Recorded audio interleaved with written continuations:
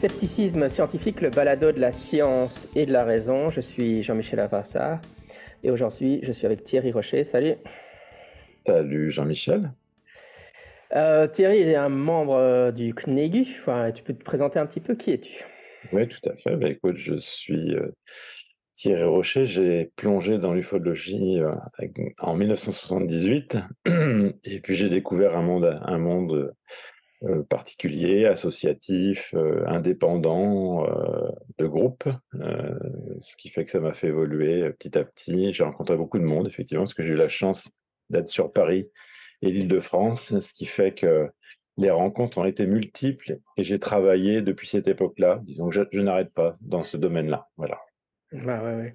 Moi, je pense que du côté de mes auditeurs, t'es un peu plus. Enfin, il y a des membres un peu plus célèbres du CNEGU, évidemment Eric Maillot, et puis bon après, bon, ils sont pas du CNEGU techniquement, mais enfin qui sont dans le même circuit, Patrice, etc. Tout à fait. Ils sont très. Je pense que c'est des noms qui sont plus connus, mais comme ça c'est bien. Une fois ils voient un autre visage, ils font une connaissance avec quelqu'un d'autre. Je Ah t'ai déjà, bah, je t'ai déjà interviewé sur le Balado il y a très très longtemps, mais bon, ah ça date, d'accord. je Je me pense. rappelle même plus.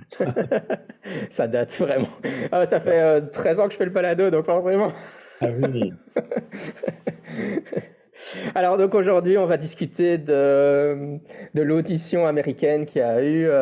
Donc c'est pas vraiment, oui, c'est pas vraiment une interview de Thierry. Je lui ai demandé gentiment de venir discuter pour que ça soit un peu plus Ah, c'est interactif. ça, c'est-à-dire, je vais meubler pendant que tu vas parler des États-Unis, c'est ça?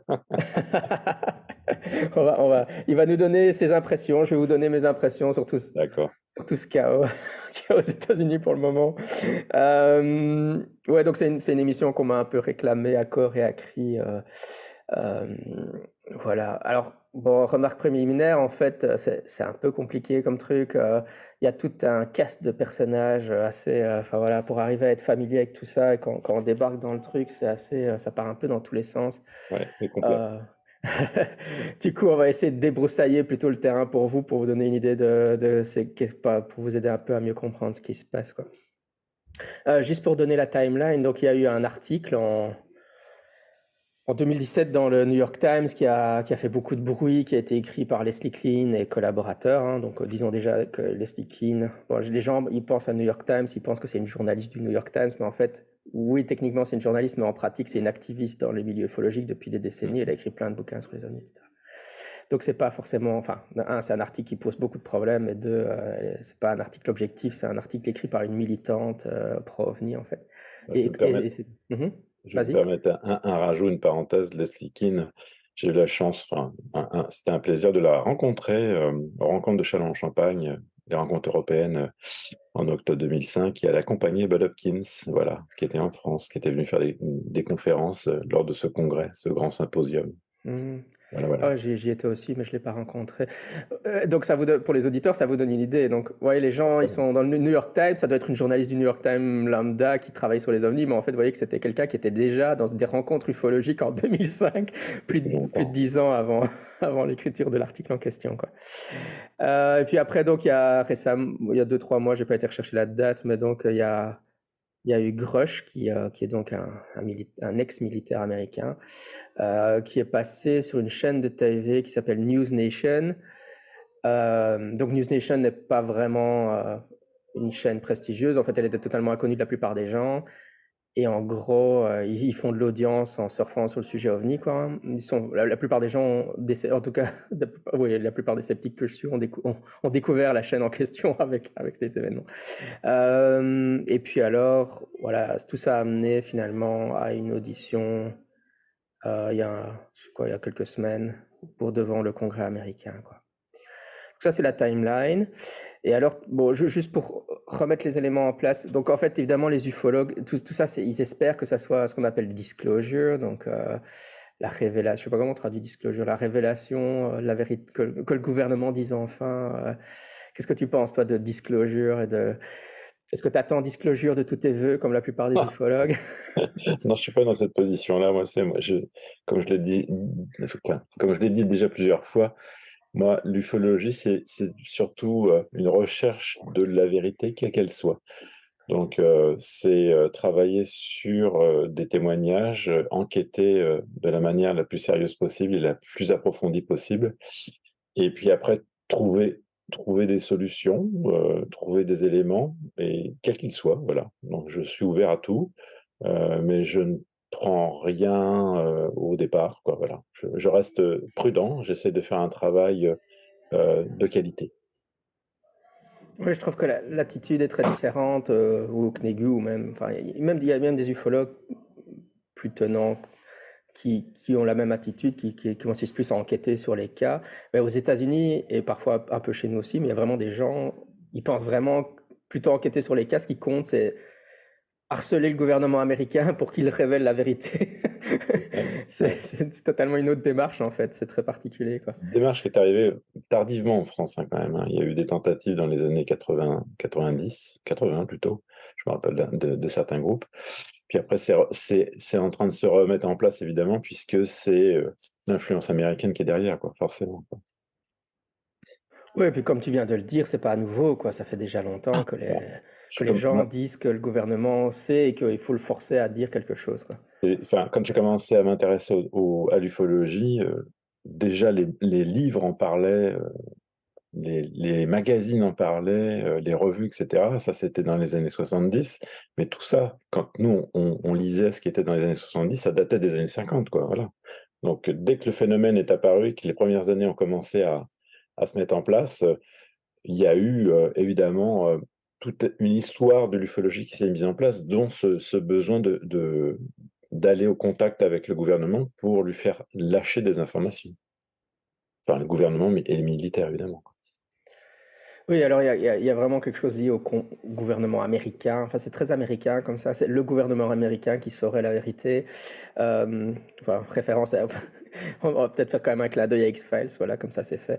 Ah bah Où ça, c'était c'est sûr très... que c'est- depuis 95, c'est sûr là, c'est bon, on a des générations qui sont bien influencées maintenant.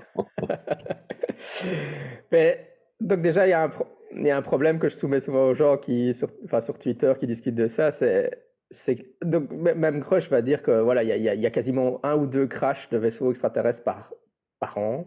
Donc c'est déjà un rythme de crash assez soutenu, quoi. Un peu partout dans le monde. Et que donc les gouvernements récupèrent de la technologie qui est en fait rétro-ingénierée. Bon, déjà, le problème avec ça, ça veut dire que la conspiration, elle devrait être totalement mondiale, que, que la Chine, la Russie, tous les pays devraient s'être mis d'accord de rien dire, quoi, Mmh. en gros.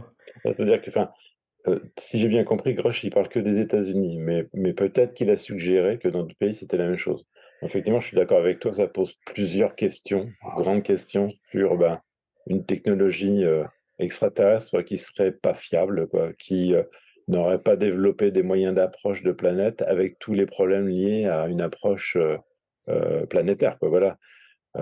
Ça semble un peu curieux, quoi, pour des hautes technologies, de se faire avoir comme ça si facilement, alors qu'ils ont développé une civilisation et une science qui leur permet d'évoluer ben, entre des mondes, quoi, voilà. Ouais, ouais, là, tu abordes déjà un autre argument. Donc, le premier, là, on couvre vraiment les bases. Mais le premier argument, Ouais, c'est un complot mondial. Oui, donc Grush, c'est vrai que ça dépend quand est-ce qu'on voit où il parle, quoi. C'est vrai que il a pas, il a été plus, comment dire, il s'est réfréné plus pendant le hearings, devant le Congrès. Mais dans ses interviews, il raconte, enfin, il a parlé du Vatican ah, qui aurait récupéré ah bah, des, l'affaire du crash de ouais, 33. voilà. C'est et donc, voilà, donc bon, le Vatican, c'est pas les États-Unis. Le Vatican était dû être très surpris d'entendre qu'ils avaient. Enfin, après, donc, d'après Grosch, ils auraient transféré le vaisseau aux États-Unis. Alors, C'est ça, tout à tu te fait. dis, déjà, bon, pour cette C'est vrai histoire-là, que sur le principe du secret, du complot, on en avait déjà parlé. Bah, d'ailleurs, si on avait échangé un petit peu, j'avais trouvé un article dans un magazine scientifique que j'ai mis sur une page Facebook qui concerne justement la notion de secret et comment dire, euh, comment peut-on cacher un secret, quel est le nombre de personnes qui est impliqué, le nombre d'années qui est impliqué et les difficultés que ça pose, voilà, dans le temps. Même si on cloisonne les informations comme ça peut se faire dans certains domaines, euh, au bout d'un certain nombre d'années, l'information ne peut pas être gardée. Il y a trop de gens qui sont impliqués dans des gros projets, quoi, voilà. bah ouais. Puis pour l'OVNI du Vatican, par exemple, s'il a fallu le transporter aux États-Unis, il fallait l'emmener par bateau. Enfin, ça Il y a- implique tellement de logistique que C'est ça fou, n'a quoi, jamais. voilà. Quand on pense à la fin, oui, wow. Oui, alors l'argument que tu évoquais toi, c'était l'argument de la fréquence des crashs. Oui, Et ça, tout à fait. MiQuest, il a parlé de ça en comparant ça au nombre de crashs sur le territoire américain par des vols d'avions classiques. On a une technologie supposément beaucoup moins fiable que les extraterrestres, mais en fait, en fréquence, on n'a pas tellement de crashs sur le territoire. Donc, en fait les vaisseaux extraterrestres, pour avoir 2 crashs par an, il faudrait qu'ils soient vraiment très foireux C'est technologiquement, quoi. surprenant, voilà, tout à fait, oui. Ça, quoi. Euh, Oui, alors évidemment, il y a la question du pourquoi le secret. Donc l'idée généralement chez les ufologues, c'est que pourquoi est-ce que les Américains cacheraient la vérité ou tous les gouvernements du monde, suivant la version. Et donc l'idée générale, ça serait parce la vérité serait trop difficile pour le grand public, on paniquerait tous. Qu'est-ce que tu en penses de ça? Bah, c'est un argument qu'on entend depuis très très longtemps, cet argument, mais quand on voit, comment dire, comment on parle et comment le sujet est abordé un peu partout depuis des dizaines et dizaines d'années, euh, je sais pas, je ne sais pas. Il peut y avoir des arguments pour et des arguments contre là-dedans. Euh, est-ce que, est-ce qu'il y a une peur qui est liée à tout ce que ça pourrait remettre en cause au point de vue commercial, social, religieux, j'en suis pas sûr. Enfin, c'est possible aussi. Je sais pas. Honnêtement, c'est comment dire une théorie qui me semble euh, avoir comment dire des bons côtés et des mauvais côtés aussi à la fois. Ça, c'est pas facile à trancher, quoi. Ouais. Ça peut remettre en cause certaines choses, ça c'est sûr et certain. Il n'y a pas de problème. Ouais. Ah ouais. Ouais, c'est vrai que, enfin, moi, comme toi, je suis un peu dubitatif aussi. Je pense que depuis le temps qu'on rêve des extraterrestres, qu'on en parle dans les films de science-fiction, etc., je suis pas sûr qu'on serait très perturbé. En plus, j'imagine, enfin, il faudrait revoir d'où vient, il faudrait qu'un sociologue se penche sur d'où vient cette idée originellement, mais je serais pas étonné que ça vienne de la guerre des mondes, la panique de la guerre des mondes, et Oui. enfin, même si je remets souvent ça un peu en question, Pierre Lagrange a un bon bouquin qui montre que la guerre des mondes n'a pas été aussi enfin, Pierre Ouais, ils Lagrange sont dirait très que la forts. guerre du monde n'a pas du tout eu lieu. Ça, je suis pas totalement d'accord, mais je dirais Mm. que la panique a été relativement géographiquement limitée. Et, enfin, ça n'a pas eu l'effet qu'on peut s'imaginer.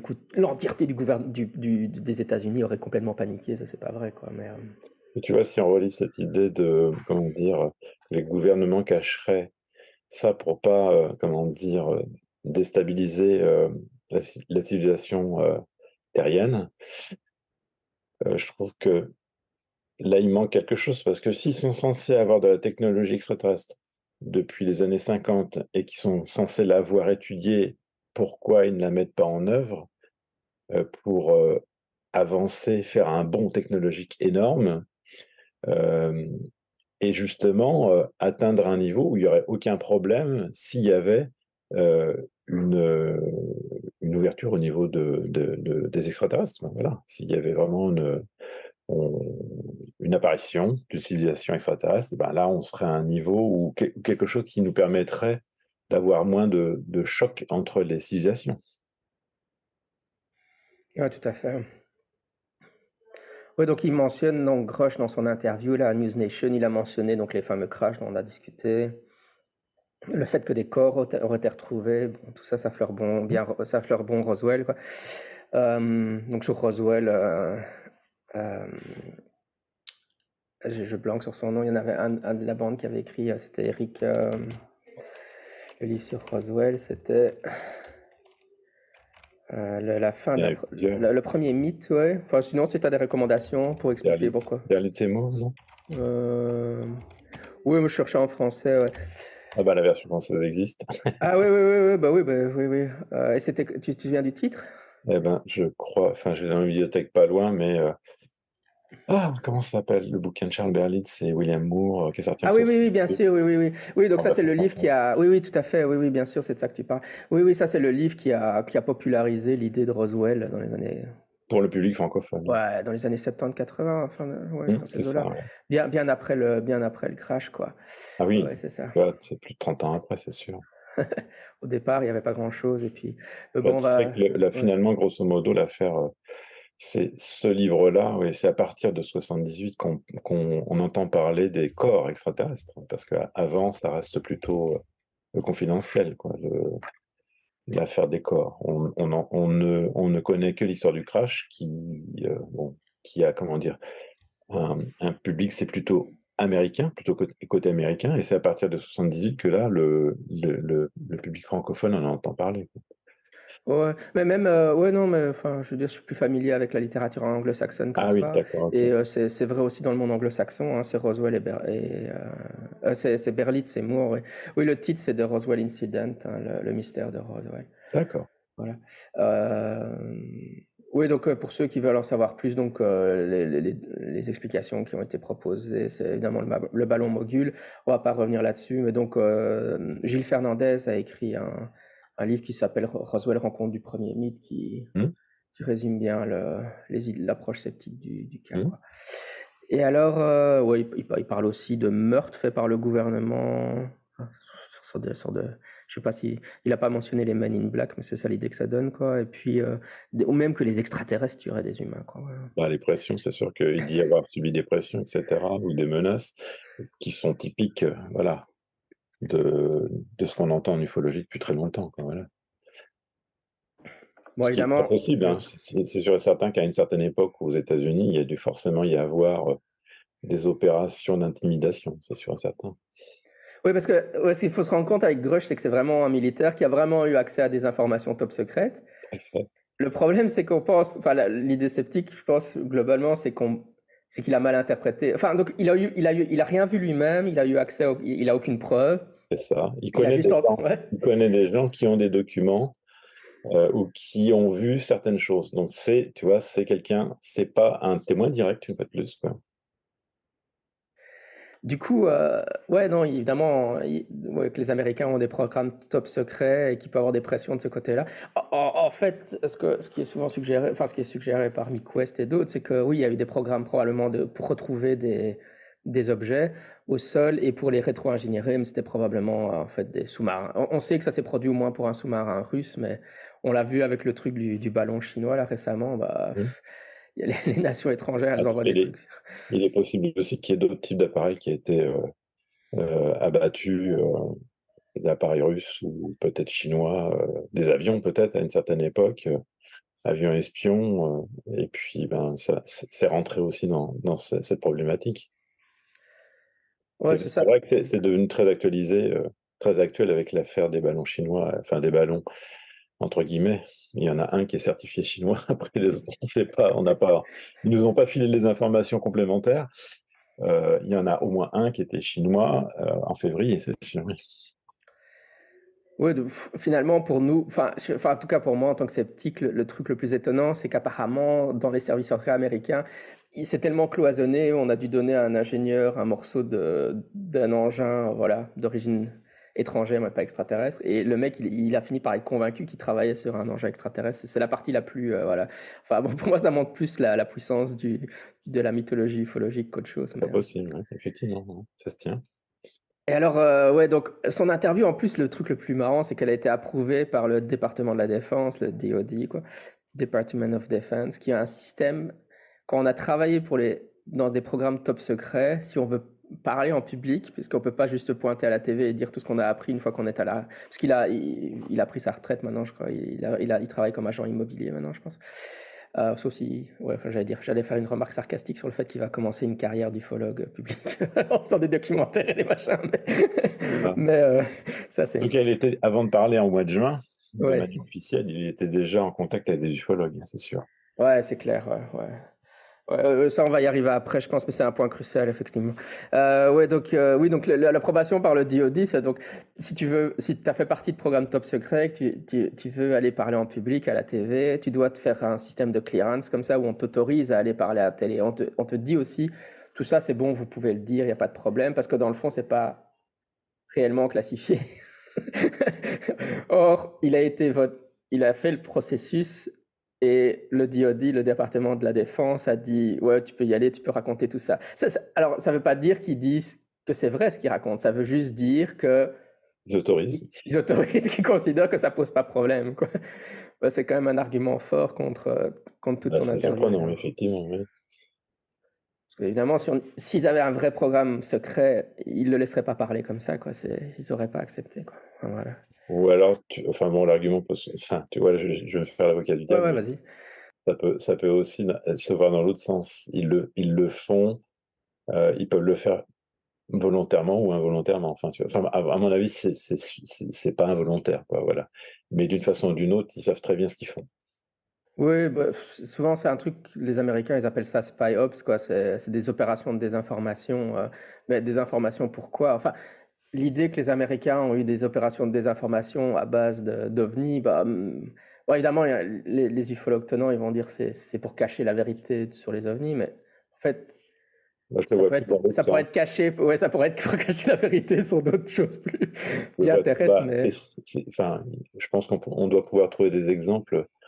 Mais bon, là, il faut faire appel à des historiens ou des spécialistes des archives. Mais aux États-Unis, il est certain que certaines opérations ont été cachées sous un brouillard, sous un parasitage ufologique pour pouvoir avancer tranquillement. Moi, je pense que, par exemple, l'histoire des Men in Black, c'est lié à ça. Le fait d'aller faire peur à des gens, ou peut-être dans certains cas se déguiser, ou appuyer encore plus sur le domaine ufologique, c'est pour créer une légende qui cache des choses qui n'ont pas à être montrées, quoi, voilà. oui, pour moi, c'est aussi un. Enfin, c'est un mélange de ça et puis de création purement fictionnelle de certains auteurs peu scrupuleux Oui, dans la il littérature y a de ça, ufologique. ou de comment dire, ou de personnages qui se méprennent, ou qui n'ont pas, comment dire, des idées, les pieds sur terre, et puis qui ensuite, ça y est, se font un film. Donc, voilà. Mais c'est toujours le problème, enfin, il n'y a pas une explication unique, c'est une Oui, combinaison tout à d'éléments qui fait, interagissent les uns avec les autres. exactement. Ouais. Ouais, donc oui, alors le point important que tu disais, ça c'est crucial évidemment avec Grush, c'est que ouais, après tout ça, évidemment, donc les enquêteurs sceptiques, ouais, il y a Mick West et puis l'autre, comme ça, donner des bonnes sources. Alors, c'est des enquêteurs qui sont dans le monde anglo-saxon, donc bon, voilà, il faut soit connaître l'anglais, soit, Voilà, c'est sûr, certain. ouais, soit, comment, ouais, utiliser les intelligences Ah, pour, artificielles pour traduire, quoi, c'est ce qu'on pour fait me tenir beaucoup. un peu au courant, moi, c'est sûr que là, je fais chauffer le traducteur sur Internet, là. Voilà. Ouais, c'est un autre que je recommande aussi pour si vous maîtrisez l'anglais en termes de vidéos YouTube, c'est la chaîne qui s'appelle le New York Post. Et alors, c'est Stephen Greenstreet hein, qui a fait beaucoup de travail sur le Skinwalker Ranch. C'est ce à quoi on est en train d'arriver, quoi. Oui, donc en travaillant sur ces sujets-là, enfin, ils ont trouvé des photos de Grush à une convention ufologique il y a quelques, je me souviens plus de la période, mais au minimum quelques mois, si pas un an ou deux, où il est en train de parler avec des ufologues assez anglo-saxons, assez célèbres, parce qu'ils sont connectés à ce qu'on appelle le Skinwalker Ranch, quoi. Et je pense qu'il y a aussi de mémoire, ils ont aussi retrouvé que des ufologues lui ont parlé à une convention Star Trek, ça c'était c'était le truc complètement. T'es là, ok. Bon, qui peut s'intéresser à Star Trek aussi. Oui, oui, oui, mais enfin, c'est juste marrant que tous ces individus se retrouvent. Enfin, je suis fan de Star Trek aussi, donc mea culpa. Mais en tout cas, voilà, il a été influencé par toute la bande. Et donc, le Skinwalker Ranch, c'est une propriété donc, qui est située. Là, je suis sur la page Wikipédia Skinwalker Ranch pour ceux qui veulent, dans l'État de l'Utah aux États-Unis. Et donc, en fait, c'est un groupe de chercheurs, entre guillemets euh, qui sont évidemment très influents dans toute cette affaire. Non seulement ils croient dans les ovnis, mais en plus ils croient dans les ovnis comme étant des entités transdimensionnelles. Hein, donc, et puis ils croient dans d'autres choses, ils font aussi de la chasse aux fantômes. Donc il y aurait beaucoup d'ovnis au-dessus de ce ranch. Et alors, il y aurait aussi des skinwalkers, d'où le nom du ranch, donc c'est-à-dire des sortes de loups-garous comme ça. Donc c'est des gens qui ont des croyances très farfelues, qui, donc ils sont un peu. D'ailleurs, certains d'entre eux étaient assis derrière les trois témoins lors de l'audition. Donc on voit qu'ils sont. En fait, on est face à un petit groupe euh, de personnes avec les sticky dont on a parlé au début, qui aussi en connexion avec ces individus qui en fait font une sorte de lobbying, bizarrement, qui marche assez bien sur le gouvernement américain, à mon avis, parce que surtout les gars du Congrès, ils n'ont aucune idée, enfin, ils connaissent rien en ovni, donc, enfin, c'est en tout cas. Et donc, ils se font un peu manipuler par tout ce groupe, quoi. C'est un peu ça l'idée que ça donne, quoi. Attends, je regarde juste qu'est-ce que j'avais encore dit. Ouais. Ouais, bah écoute, donc, pour le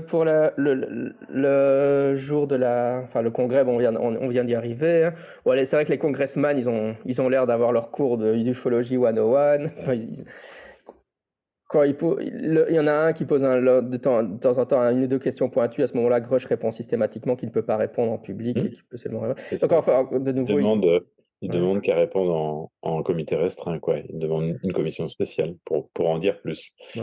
Et c'est vrai que pour le moment, moi, il me donne cette impression de beauté en touche, de repousser un peu. Quand on lui demande de prouver ce qu'il avance, de donner des éléments concrets, pour le moment, il les a pas amenés directement, quoi. Voilà. Ouais, totalement. En fait, avant juste la séance du congrès, les gens s'imaginaient que ça allait être le jour du disclosure, là, de la révélation, et puis finalement, bah, ils ont amené aucune preuve.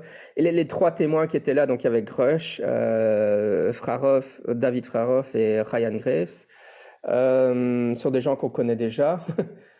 Donc, je veux dire, il n'y avait rien de nouveau en réalité, hein. Si j'ai bien compris, Fravor, pardon, Fravor, ouais, David Fravor, ouais, je dois prononcer leur nom convenablement. j'ai bien Ouais. compris, il y a que Grush qui avance des éléments, des arguments liés au crash et puis à la rétro-ingénierie, au corps, quoi. Voilà, ces études-là. Les deux autres sont plus là en tant que témoins d'observation, de manière officielle, de par leur métier ou ancien métier. Voilà, ça me donne plus cette impression-là. C'est deux personnes qui sont venues en plus pour ajouter du poids à ce que cherche Grush, quoi. Ouais, totalement, totalement. Mais en fait, avant le jour de du congrès, on ne savait pas qui allait être parmi les témoins. Et en fait, étonnamment, voilà, en fait, parce que donc David Fravor, il avait déjà témoigné, enfin, il a commencé Oui, à ça expliquer peut être publiquement son les témoignage en médias, oui. 2017 Mhm. et Ryan Graves en 2019. Donc, en gros, ils ont absolument rien présenté de nouveau, quoi. Non, le seul truc, c'est que Grave, lui maintenant, il est très actif puisqu'il a créé un groupe de pilotes, donc pour étudier les observations UAP. Donc, il est devenu vraiment actif au niveau de l'ufologie à un certain niveau. Voilà. Oui, alors ce qui est super important aussi de rappeler, donc on l'a déjà dit, Grush, il a absolument rien vu lui-même, il fait que du discours rapporté, hein. Je Ouais. connais des gens enfin, je connais, j'ai pas vu l'ours, j'ai vu la personne qui a vu l'ours. Et ouais, je veux dire, il a même pas vu, non seulement il a pas vu la soucoupe volante, enfin les soucoupes volantes, enfin les ovnis, c'est vrai qu'ils utilisent UAP maintenant, Unidentified Anomalous Object, Phénomène Unidentified aérien non Anomalous, en identifié. effet. Voilà. Oui, C'est la phénomène aérien version pas non. américaine, quoi. Ouais, ouais. Et en plus, maintenant, la NASA utilise Anomalous, donc phénomènes euh, anormaux non identifiés, c'est encore plus vague qu'avant, quoi. En fait, plus Tout on à avance, fait. plus c'est vague, quoi. C'est ça, tout à fait. Ouais. Ça peut être n'importe quoi à ce stade. Non, mais de toute façon, enfin voilà, moi je dis toujours, c'est juste, ouais, enfin mon opinion là-dessus, c'est juste du rebranding. Ils changent le nom pour se des plus sérieux, mais Oui, c'est ouais. toujours des ovnis, quoi. Oui, donc Ryan Graves n'a rien. Ah oui, oui, donc Grush, je disais, il a pas vu les soucoupes, mais il a même pas vu des preuves secondaires, quoi. Il a même pas vu une photo des vaisseaux.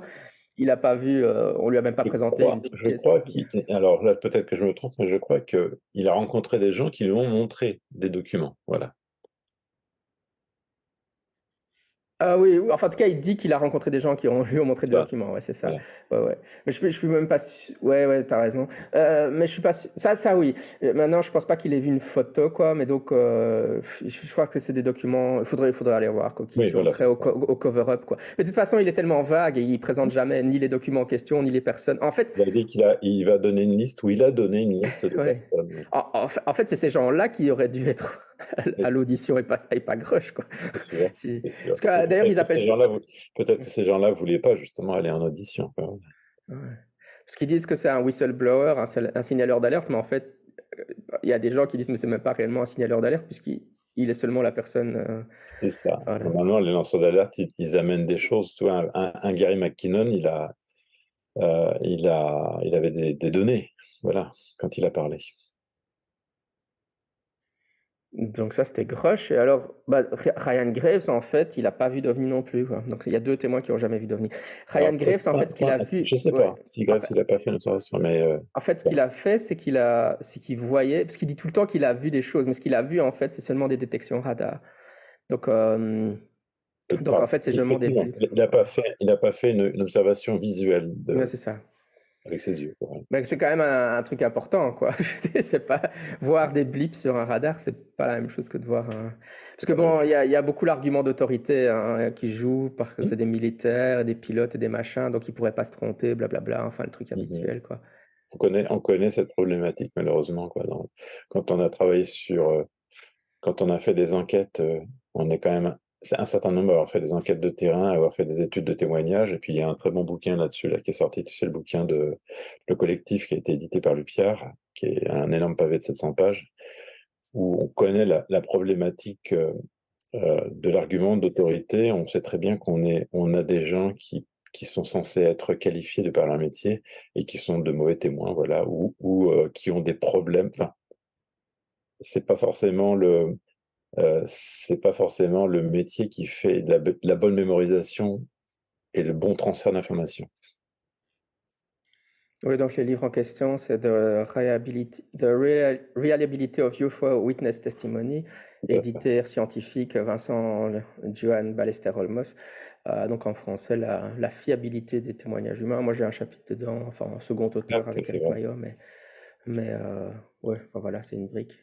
Ceux qui veulent vraiment se plonger dans la littérature scientifique sur les ovnis, c'est la nouvelle référence. Et puis là, il y a un paquet de chercheurs là-dedans. Ouais. Oui, donc pour Ryan Graves avec ses blips, en fait, ils avaient mis à jour, enfin, ils ont amélioré leur système de détection radar et à partir de ce moment-là, des anomalies radar sont apparues sur leur truc. Bon, alors évidemment que les radars, ça peut soit être des artefacts, donc carrément des choses qui sont pas réellement là.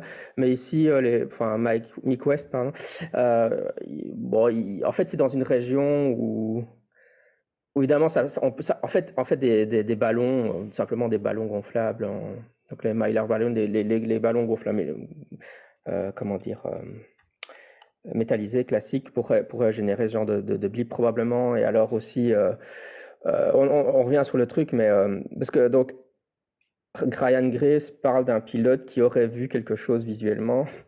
On est de nouveau dans le même truc, quoi. Alors on est toujours là, pourquoi est-ce que c'est ce pilote-là qui n'est pas venu? Et alors il décrivait une sphère avec toute une forme dedans, etc. Mais en fait, ce qu'il décrivait, ça pouvait ressembler à des choses qui ont été construites de technologies donc évidemment, ça peut ressembler à un drone, évidemment, ou alors des ballons pour jammer les radars, là, pour interférer avec les radars. Donc, on serait de nouveau sur de la technologie chinoise qui passerait dans le coin et qui serait détectée par le radar. Donc. Et évidemment, tout ça n'a pas du tout été évoqué lors du Congrès. En fait, le Congrès semble tout le temps. Alors, en fait, les hypothèses alternatives, en fait, on ne sait pas, ce que je viens de dire, c'est des hypothèses explicatives alternatives, mais bizarrement, Ouais. elles n'ont pas du tout été évoquées, quoi. C'est vraiment. Voilà. Bon, Ouais, vas-y, vas-y. de cette intervention-là, des 3 personnes, je pense que celui qui a eu peut-être les paroles les plus sages, je crois que c'est Fravor qui a eu les paroles les plus sages en disant bon, il faut plus de transparence, il faut quand même qu'il y ait un accès plus facile aux informations, aux données gouvernementales et militaires. Et puis, si on est face à un problème, on l'étudie de manière scientifique. Et si on est face à un problème de sécurité nationale, on agit en fonction. Voilà, c'est ça. Mais il faut travailler dessus pour savoir à quoi on est confronté.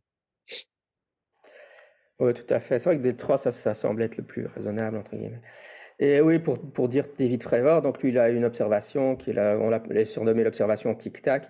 Bon, un des problèmes immédiats qui est avec cette observation, c'est que dans des interviews, Fravor dit que l'observation a duré 5 minutes, mais il avait une copilote qui dit que l'observation a maximum duré 10 secondes.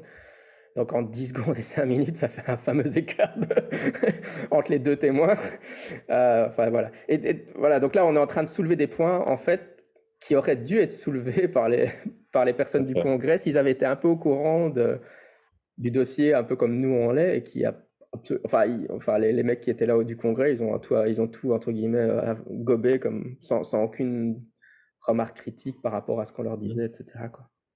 Alors peut-être qu'ils étaient dans, comment dire, on leur avait présenté la chose comme, je ne sais pas au départ comment ça se passe. Moi, je connais pas trop comment dire, le système de comment travaille le gouvernement américain. Quand tu veux poser une question officielle au Congrès, tu envoies forcément une lettre ou un message, donc tu présentes ton sujet, tu fais une synthèse, et le document de départ, je ne sais pas s'il est disponible sur Internet, voilà, si on peut y accéder, comment la chose a été posée. Et après, bon, après comment dire, les responsables du Congrès, quand ils sont face à ces gens-là en commission, est-ce qu'ils ont le temps de travailler avant en amont pour en savoir plus, ou alors est-ce qu'ils prennent les sujets qui leur sont présentés les uns après les autres et qui découvrent en direct lorsque les personnes qui sont invitées à parler sont face à elles, quoi, voilà, face à eux. Je sais pas, ça, je ne connais pas. Ouais, je pense de mémoire, je suis pas totalement sûr. C'est vrai que ça, c'est la partie qui est vraiment compliquée parce qu'on n'est pas familier du système Oui, américain. Mais administratif, je quoi, pense voilà, qu'il y avait un document quand même préparatoire qui leur a forcément. été soumis un peu à l'avance, mais en tout cas, et je pense qu'il était même disponible,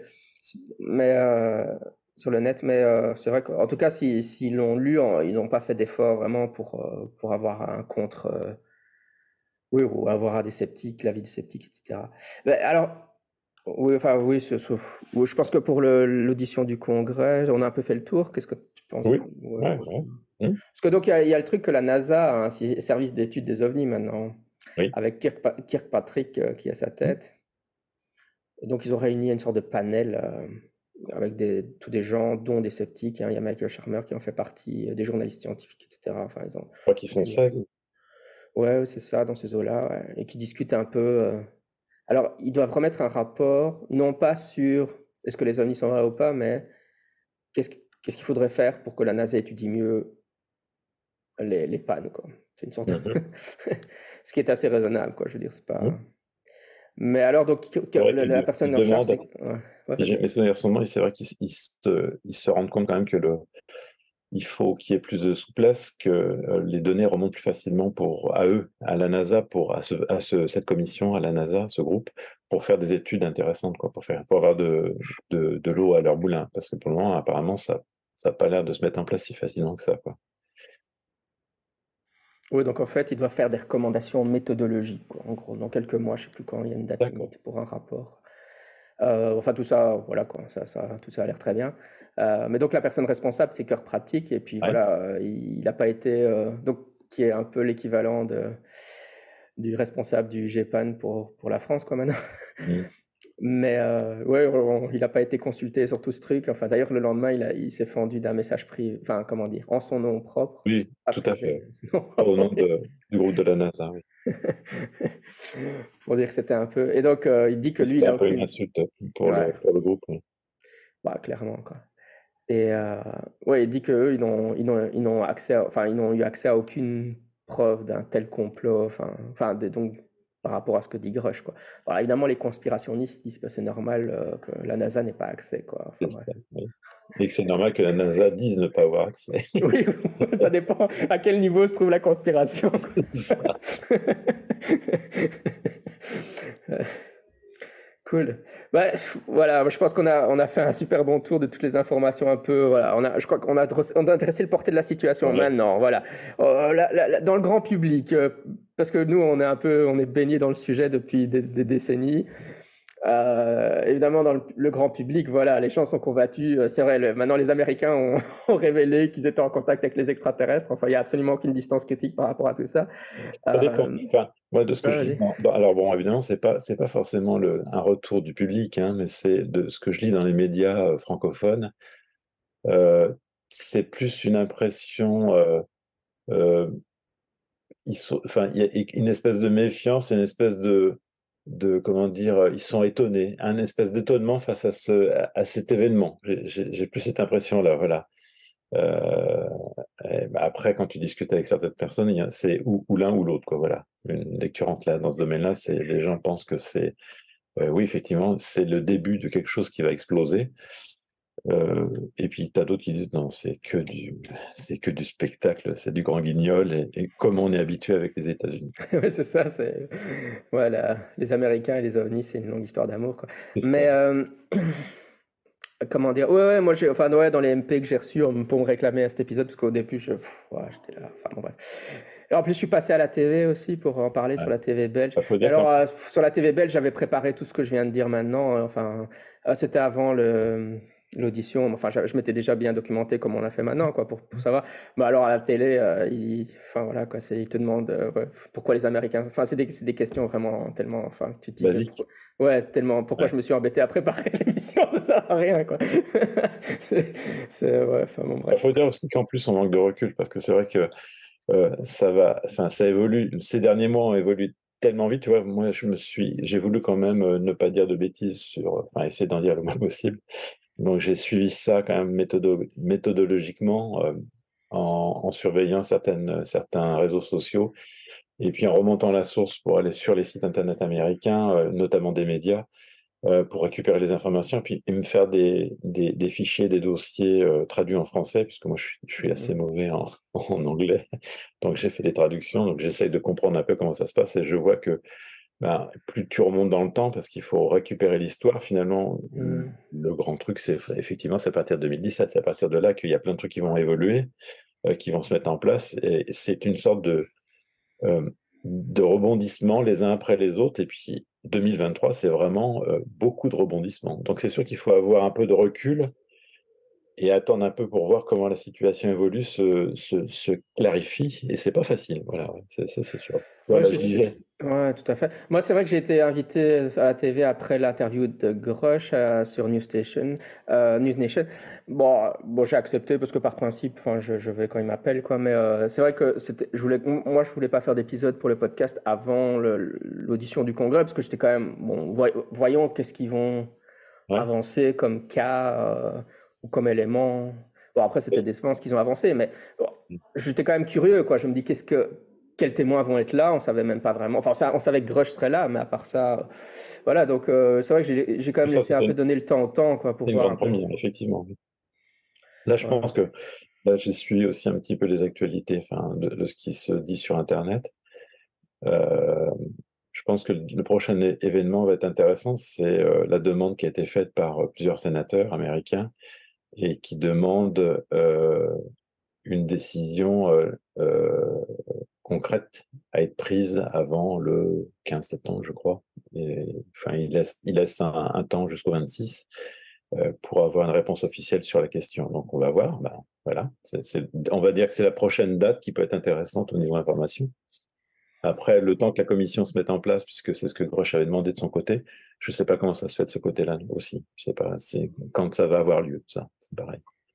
Oui, de manière générale, ça vaut la peine de le mentionner pour les éditeurs. Et évidemment, ils demandent souvent de déclassifier des informations que le gouvernement américain aurait sur les ovnis. Ça, je pense pas que ni toi ni moi ne disons que le gouvernement américain n'a qu'une information sur les ovnis. Ce qu'il a comme information, c'est le même genre d'information que le grand public a, c'est-à-dire qu'ils ont des cas d'ovnis dans voilà, quoi, des militaires qui ont vu des choses, mais ils n'ont pas de. Voilà. Ils ont certainement des situations, des soldats, enfin voilà, des pilotes mais après, Ou évidemment, une fois qu'ils. ou des commissions Ouais, qui ont travaillé à certains moments, quoi. c'est ça, quoi. Mais donc, et potentiellement, je veux dire, on serait pas. Enfin, je veux dire, si ça c'est déjà produit, quoi. On déclare. C'est comme pour Roswell, quand ça a été déclassifié, les informations sur le projet Mogul qui était top secret. Donc, on a déjà été dans ce genre de situation. C'est pas étonnant que les Américains voilà, cachent des choses. Qui cachent des choses, ça, c'est pas étonnant. Et qui cachent même des choses sur des cas d'OVNI, c'est pas étonnant. Mais ce qu'on pense pas, c'est qu'ils cachent pas des choses qu'ils auraient, voilà, qu'ils iraient dire bonjour au gris tous les samedis matins pour discuter, prendre le thé Bah, avec eux. Ça, c'est pas. surtout cacher et ne pas profiter d'informations qui pourraient les mettre en position ben, ultime par rapport à tous les autres pays sur la Terre, quoi. C'est ça qui semble surprenant. Ouais, moi dans les contacts, oui, bah oui, enfin j'ai des gens qui m'ont envoyé un MP en disant ouais, il faut que tu fasses une émission parce que j'ai plein de copains qui ont été convaincus, voilà, c'est arrivé maintenant.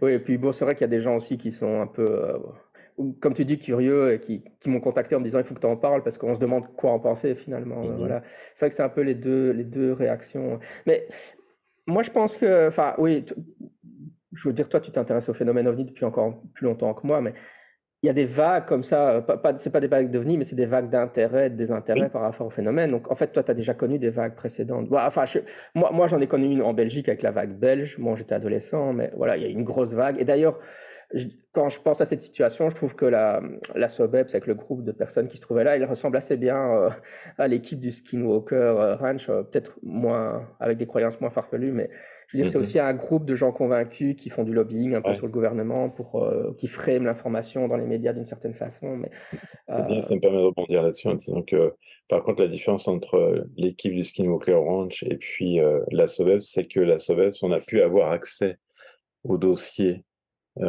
et rencontrer des témoins directs de ce qui s'était passé, alors que moi, toi, je reste sur alors, la lecture du bouquin de Knapp et Keller, qui était sorti maintenant il y a quand même quelques années, qui était la première version française de ce qui se passait là-bas, au Skinwalker Ranch.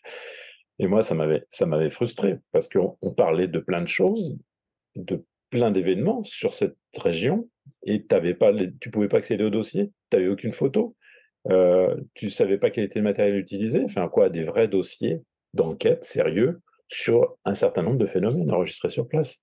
Et quand tu cherches, si tu veux chercher des informations sur le NIDS, maintenant sur Internet, t'as rien, quoi.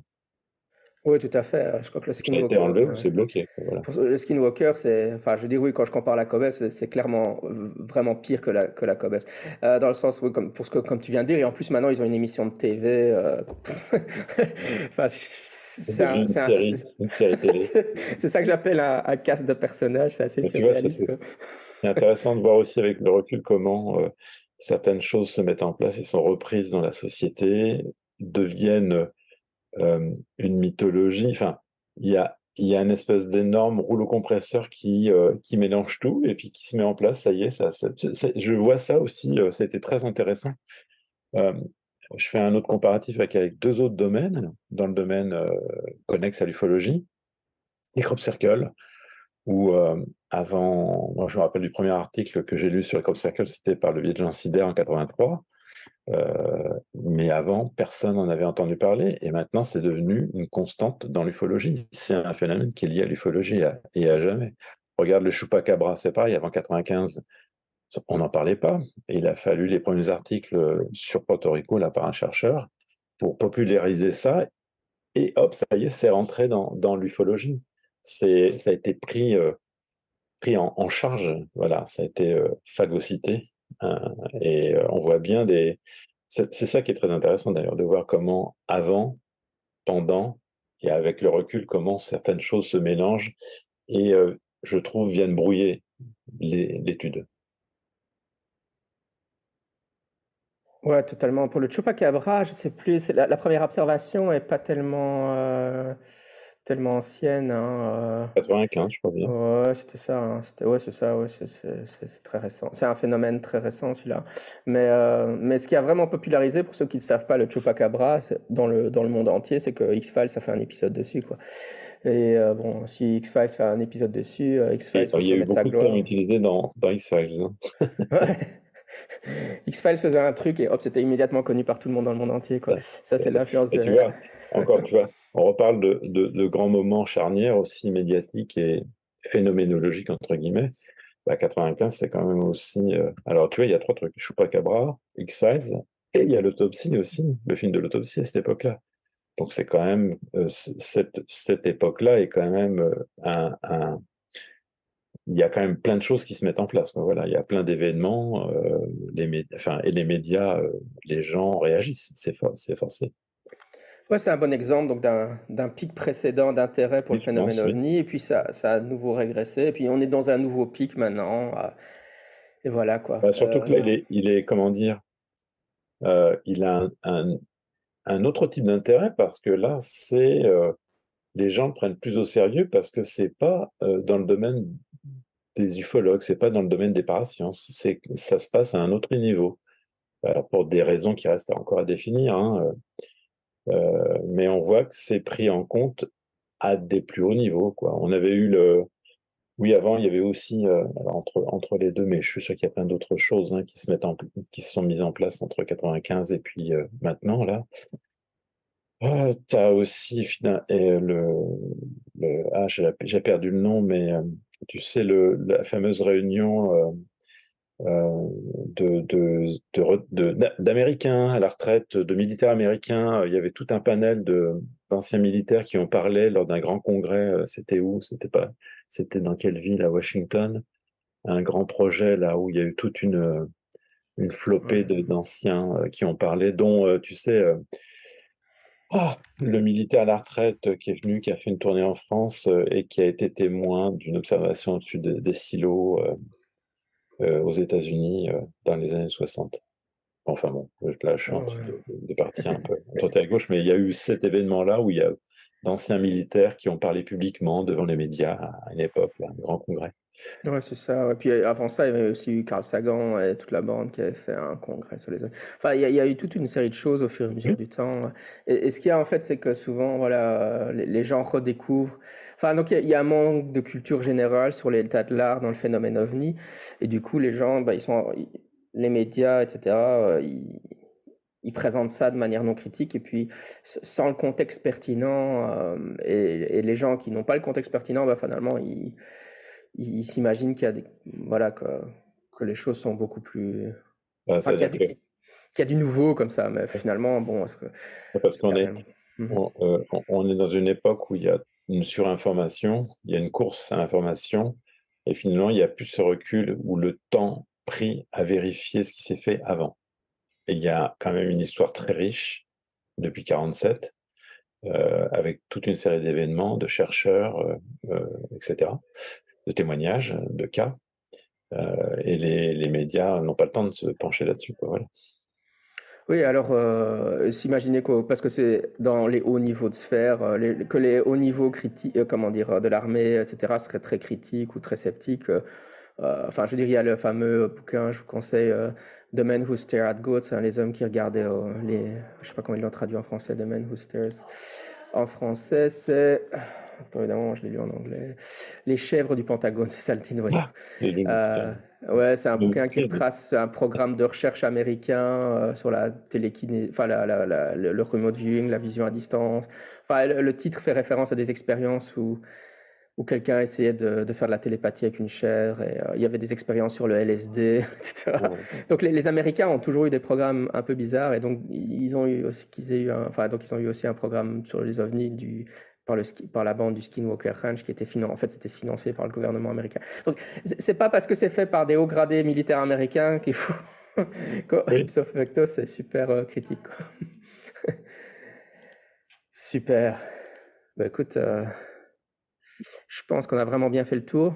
Mhm. Après, il y a Vas-y. que je pourrais rajouter, c'est aussi ce qu'on a toujours du mal aussi, c'est on ne voit ça que par le bout de la lorgnette ufologique, et je pense qu'il faut voir ça dans un contexte global, international, où toujours recadrer le sujet, le remettre en place, parce qu'il y a d'autres, à force d'être trop polarisé sur l'ufologie, on perd de vue tout ce qui est autour. Et je suis sûr qu'il y a d'autres domaines d'intérêt que faire éclater une vérité d'existence extraterrestre sur Terre. Je pense qu'il y a d'autres choses derrière que ça, quoi. Il y a d'autres volontés et d'autres enjeux. C'est pas aussi simple que ça, quoi. On est quand même dans un contexte international qui est quand même difficile. Il y a de la guerre, il y a de l'espionnage euh, à tout niveau, notamment informatique, Internet. Donc, je pense pas que ça soit que un, comment dire, un événement ufologique américain à un niveau gouvernemental qui soit en cours là. Ok. Mais ça va Eh être bien, intéressant de voir comment ça va évoluer, quoi. ah, ça c'est sûr. Bon, de toute façon, c'est toujours amusant de, de suivre l'actualité ufologique pour ce genre de choses, hein. Mhm. On verra. Après, ouais, je sais pas. ouais, enfin, j'ai l'impression que ça risque maintenant en fait, on verra, hein, je me trompe peut-être, mais qu'avec l'audition du Congrès, ça a atteint un peu son point le plus élevé, que maintenant, ça va un peu s'embourber, etc. Oui, il y a peut-être des lenteurs qui vont se mettre en place, où il va y avoir des directions qui vont se prendre un petit peu en diagonale, où ça va se ramifier. Je ne sais pas comment ça. Ouais, je suis curieux. C'est intéressant, mais on est parti sur quelque chose qui était. On pensait que ça serait une grosse explosion, et là, c'est contrôlé et repoussé un petit peu dans le temps. Donc, si c'était vraiment. Enfin, c'est dommage qu'il n'y ait pas quelque chose qui apparaisse d'un seul coup. Enfin, voilà. Alors, bon, peut-être, allez, on voit la chose sous l'autre angle pour équilibrer la balance, comme je dis, c'est que peut-être que de l'autre côté, les gens qui veulent parler veulent avoir des garanties de parler en sécurité. C'est possible. Oui, bien sûr.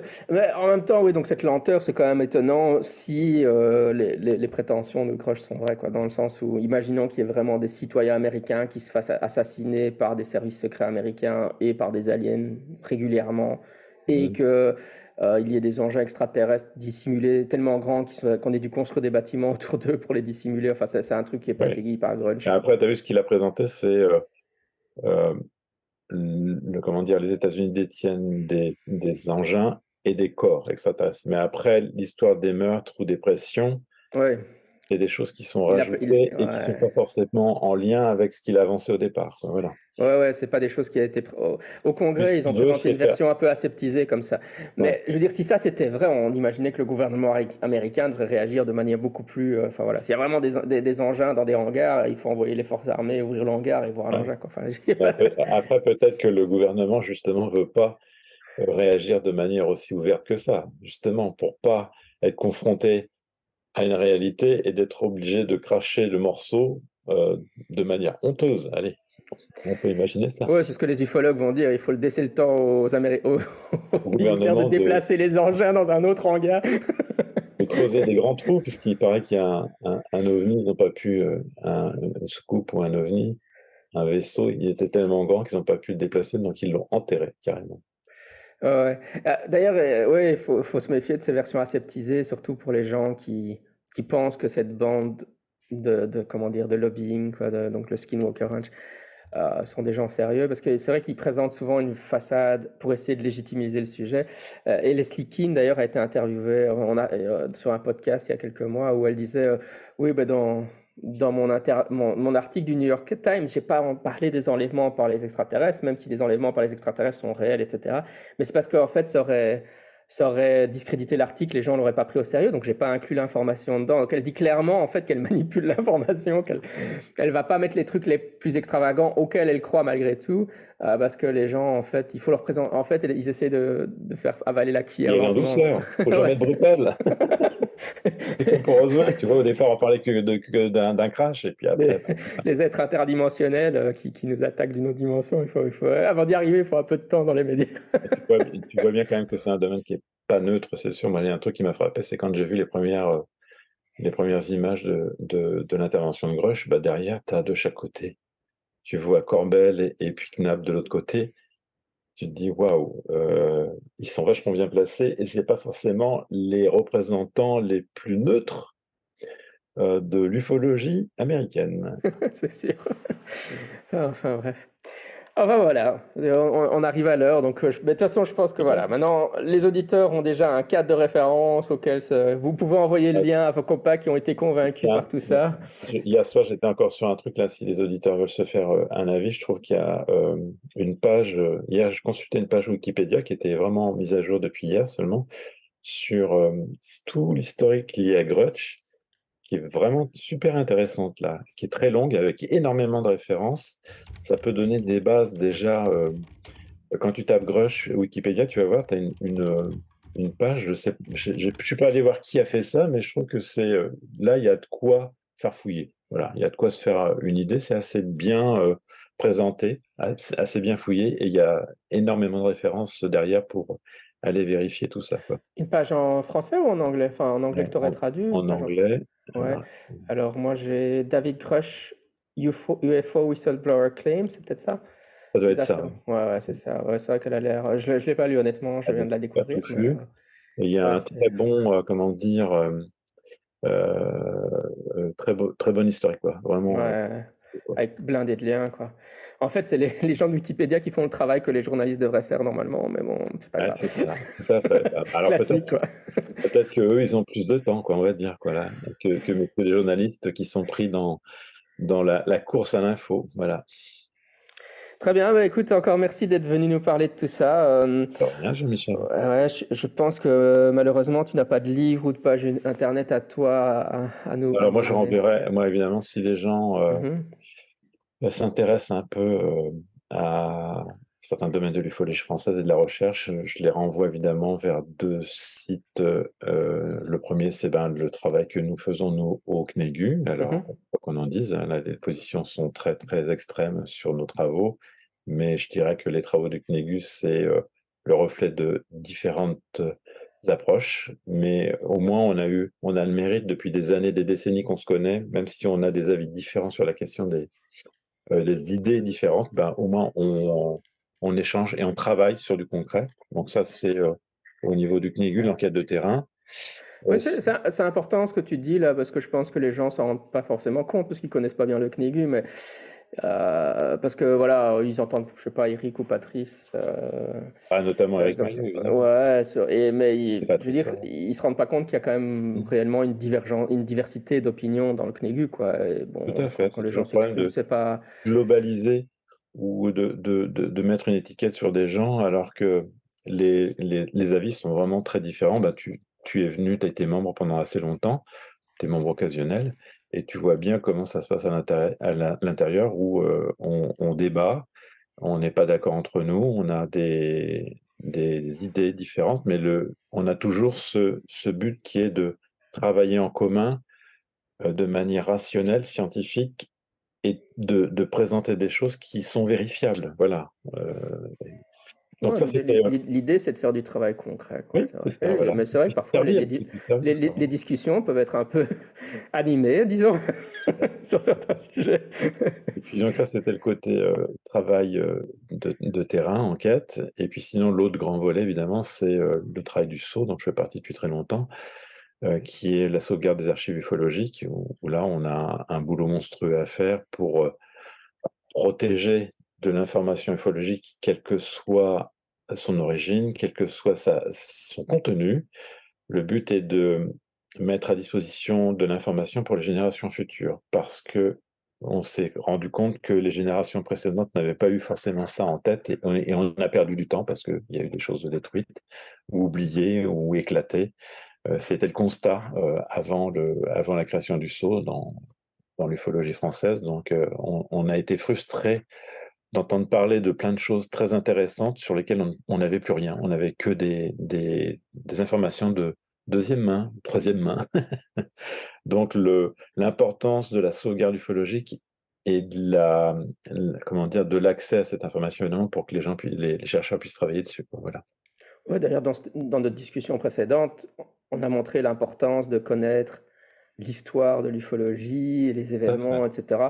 Et enfin, ni toi ni moi ne sommes historiens, mais donc, ou même sociologues, mais c'est pour ça que c'est important d'avoir toute cette documentation pour les gens qui voudraient Et surtout, travailler dessus et retracer les événements de manière rigoureuse, quoi, de manière et sourcée. d'avoir, tu vois, et d'avoir en plus accès aux documents, les documents primaires, je dirais, pas les documents secondaires, parce que nous, moi, ufologue, je me rappelle quand je suis arrivé dans ce domaine-là, en 78, qu'est-ce que j'avais entre les mains? J'avais que les livres pour découvrir des cas ou des idées, mais j'avais pas les documents originaux, les enquêtes originales. Et d'ailleurs, souvent, on n'a pas entre les mains les enquêtes originales pour accéder aux vrais cas, tu vois. Tu vois, un exemple, par exemple, c'est grâce à des chercheurs qui mettent en ligne ou qui sauvegardent des choses qu'on peut accéder à des cas historiques qui sont très intéressants. Hier, j'étais, par le biais d'une page Facebook, là, c'est très sympa, ils ont mis un lien vers le site américain The Black Vault, qui a mis en ligne les documents originaux sur l'affaire de Socorro. Donc, tu peux accéder aux documents d'enquête de Socorro, c'est super, quoi, voilà. Oui, pour les gens qui découvrent l'ufologie, parce évidemment la raison, c'est parce que dans les livres, l'information est souvent malheureusement, Tout à déformée. C'est fait. un peu le téléphone arabe. Vous savez le jeu qu'on fait avec les enfants, on leur demande de dire dans une oreille et puis de répéter dans l'oreille du voisin et cetera et au bout de 10 bouquins, il y a des choses incorrectes qui sont Où tu bah, fais référence, où tu fais référence à un autre chercheur ou un autre écrivain qui lui faisait référence à quelqu'un d'autre. Puis des fois, ça tourne en rond, quoi. Chacun fait référence à un autre, à son voisin. ouais, ouais.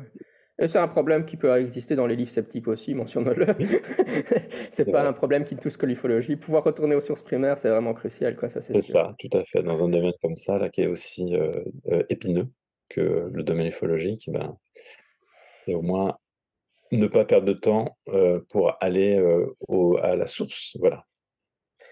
OK, ben encore merci Thierry, à une prochaine Rien. fois alors. Tout en sachant que je suis pas un grand spécialiste de ce qui se passe aux États-Unis, mais bon, après, on a les moyens d'aller voir, de se tenir au courant pour se faire une petite opinion. Voilà, c'est sûr. Voilà. C'était Scepticisme scientifique, le balado de la science et de la raison. À la prochaine, sceptiquement vôtre. Au revoir tout le monde. Ciao, ciao. Salut.